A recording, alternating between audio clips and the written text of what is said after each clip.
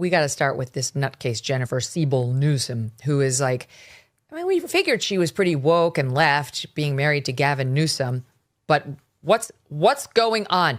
She casually references the fact that she accidentally killed her sister when she, Jennifer, was 6 years old, which I don't think most people knew. I, of course, have since gone and looked up the story, which I'll fill in the blanks on after this soundbite. But listen to this as she's recounting her talks with young juvenile offenders at San Quentin Prison.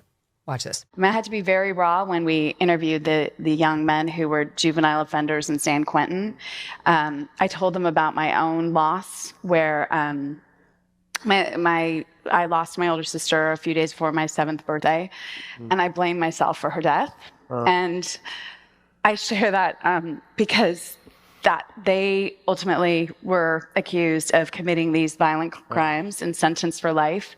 And I think it shocked them that this, blonde lady who was, interviewing them had a similar story, was perhaps in the wrong place at the wrong time, but wasn't punished the way they were, because clearly it was an accident, but theirs was probably an accident too.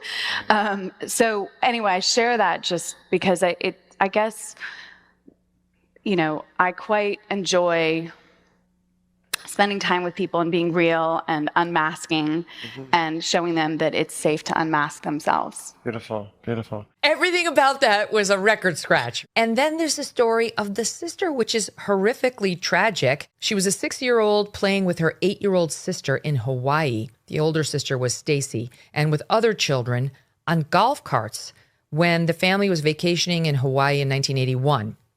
The cart Jennifer was in suddenly went into reverse. I assume she was driving, otherwise she wouldn't blame herself, killing Stacy. Jennifer had not noticed that her sister had been hiding out, I guess crouching behind the vehicle.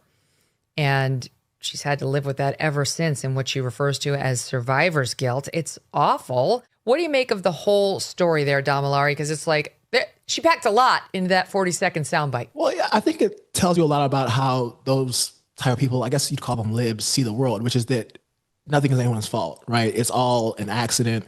And I think it shows that a lot of people's politics can't survive contact with reality. Like if you've actually met people in prison or met people who have committed violent crimes, like it's usually not some innocent accident. And I think that it just shows how out of touch she is.